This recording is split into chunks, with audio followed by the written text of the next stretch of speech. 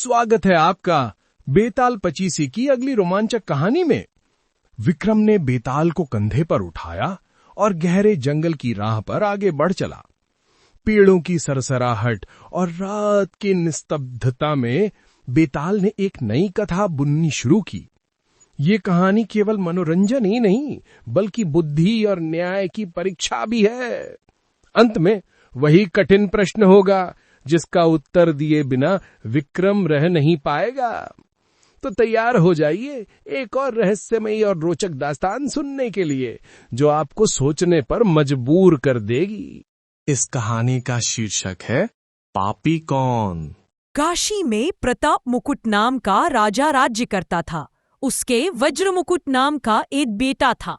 एक दिन राजकुमार दीवान के लड़के को साथ लेकर शिकार खेलने जंगल गया। घूमते घूमते उन्हें तालाब मिला। उसके पानी में कमल खिले थे और हंस किलोल कर रहे थे।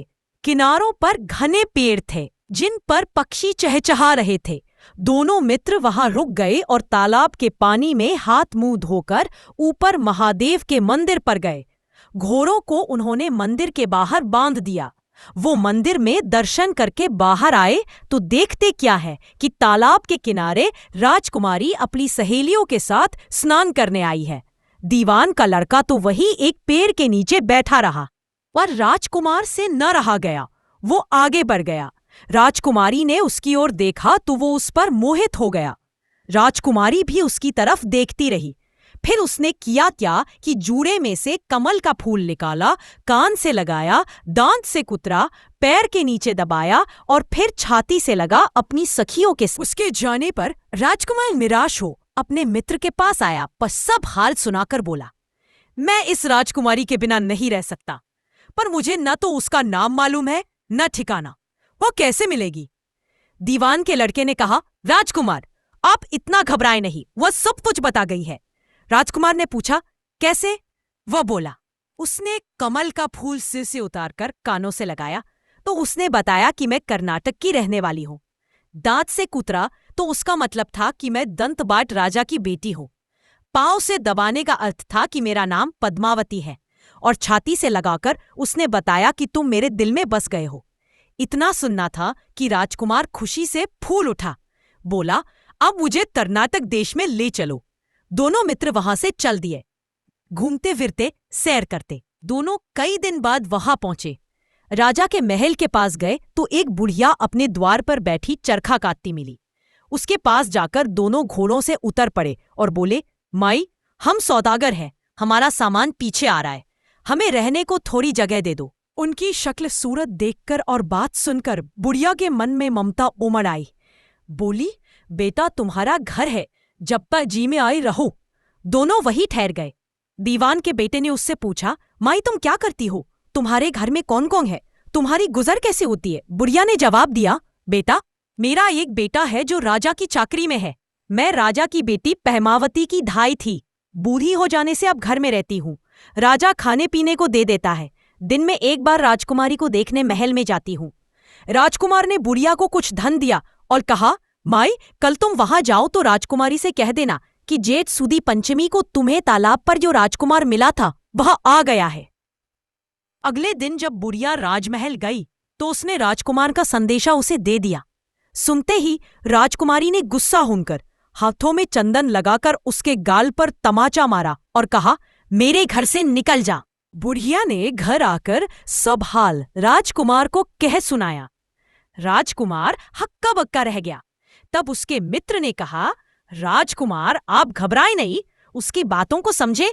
उसने देसों उंगलियां सफेद चंदन में मारी, इससे उसका मतलब यह है कि अभी 10 रोज चांदनी के हैं। उनके बीतने पर मैं अंधेरी रात में मिलूंगी। 10 दिन के बाद बुढ़िया ने फिर राजकुमारी को खबर दी तो इस बार उसने केसर के रंग में 3 उंगलियां डुबोकर उसके मुंह पर मारी और कहा, भाग यहां से। बुढ़िया ने आकर सारी बात सुना दी। राजकुमार शोक से व्याकुल हो गया। दीवान के लड़के ने समझाया, इसमें हैरान होने की क्या बात है? उसने कहा है कि मुझे मासिक धर्म हो रहा है, 3 दिन और ठहरो। 3 दिन बीतने पर बुढ़िया फिर वहां पहुंची। इस बार राजकुमारी ने उसे फटकार कर पश्चिम की खिड़की से बाहर निकाल दिया। उसने आकर राजकुमार को बता दिया। सुनकर दीवान का लड़का बोला, मित्र, उसने आज रात को तुम्हें उस खिड़की की राह बुलाया है। मारे खुशी के राजकुमार उछल पड़ा। समय आने पर उसने बुढ़िया की पोशाक पहनी, इत्र लगाया, हथियार बांधे। दोपहर रात बीतने पर वह महल में जा पहुंचा और खिड़की में से होकर अंदर पहुंच गया। राजकुमारी वहां तैयार खड़ी थी। वह उसे भीतर ले गई। अंदर के हाल देखकर राजकुमार की आंखें खुल गई। एक से एक बढ़कर चीजें थीं। रात भर राजकुमार राजकुमारी के साथ रहा। जैसे ही दिन निकलने को आया कि राजकुमारी ने राजकुमार को छिपा दिया और रात होने पर फिर बाहर निकाल लिया। इस तरह कई दिन बीत गए।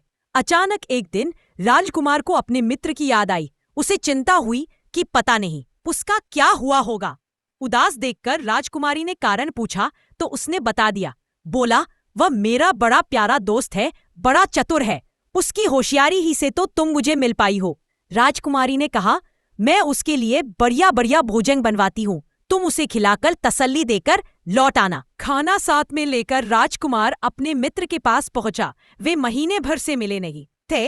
राजकुमार ने मिलने पर सारा हाल सुनाकर कहा कि राजकुमारी को मैंने तुम्हारी चतुराई की सारी बातें बता दी है, तभी तो उसने यह भोजन बनाकर भेजा है। दीवान का लड़का सोच में पड़ गया। उसने कहा, यह तुमने अच्छा नहीं किया। राजकुमारी समझ गई कि जब तक मैं हूं वह तुम्हें अपने बस में नहीं रख सकती, इसलिए उसने इस खाने में जहर मिलाकर भेजा है। यह कहकर दीवान के लड़के ने थाली में से एक लड्डू उठाकर कुत्ते के आगे डाल दिया। खाते ही कुत्ता मर गया। राजकुमार को बड़ा बुरा लगा। उसने कहा, ऐसी स्त्री से भगवान बचाए, मैं अब उसके पास नहीं जाऊंगा। दीवान का बेटा बोला, नहीं, अब ऐसा उपाय करना चाहिए जिससे हम उसे घर ले चले। आज रात को तुम वहां जाओ। जब राजकुमारी सो जाए तो उसकी बाईं जांघ पर त्रिशूल का निशान बनाकर उसके गहने लेकर चले आना। राजकुमार ने ऐसा ही किया। उसके आने पर दीवान का बेटा उसे साथ ले योगी का भेष बना, मरघट में जा बैठा और राजकुमार से कहा कि तुम ये गहने लेकर बाजार में बेच आओ। कोई पकड़े तो कह देना कि मेरे गुरु के पास चलो और उसे यहां ले आना। राजकुमार गहने लेकर शहर गया और महल के पास एक सुनार को उन्हें दिखाया। देखते ही सुनार ने उन्हें पहचान लिया और कोतवाल के पास ले गया। कोतवाल ने पूछा तो उसने कह दिया कि ये मेरे गुरु ने मुझे दिए हैं। गुरु को भी पकड़वा लिया गया। सब राजा के सामने पहुंचे। राजा ने पूछा, योगी महाराज, ये गहने आपको कहाँ से मिले? योगी बने दीवान के बेटे ने कहा, महाराज, मैं मसान में काली चौंतस को डाकिनी मंत्र सिद्ध कर रहा था कि डाकिनी आई। मैंने उसके गहने उतार लिए और उसकी बाई जांघ में त्रिशूल का निशान बना दिया। इतना सुनकर राजा महल में गया और उसने रानी से कहा कि पद्मावती की बाई जांघ पर देखो कि त्रिशूल का निशान तो नहीं है। रानी देखा तो था। राजा को बड़ा दुख हुआ।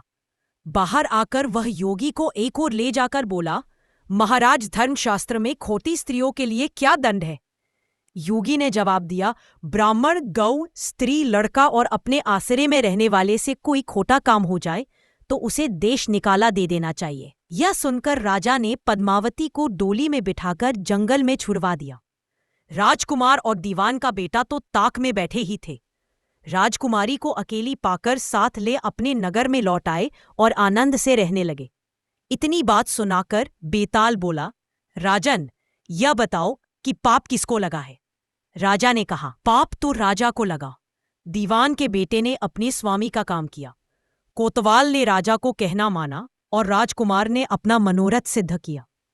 राजा ने पाप किया जो बिना विचारे उसे देश निकाला दे दिया।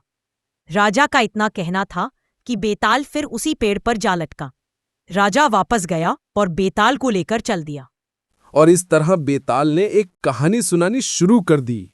कौन सी नई चुनौती, कौन सा नया सवाल विक्रम के सामने आएगा, ये आप जान पाएंगे हमारी अगली कहानी में। तो बने रहिए हमारे साथ और देखिए बेताल पच्चीसी की अगली रोचक दास्तान सिर्फ अगले वीडियो में। दोस्तों, आपको ये सीरीज कैसी लग रही है, इसको कमेंट्स में जरूर बताएं।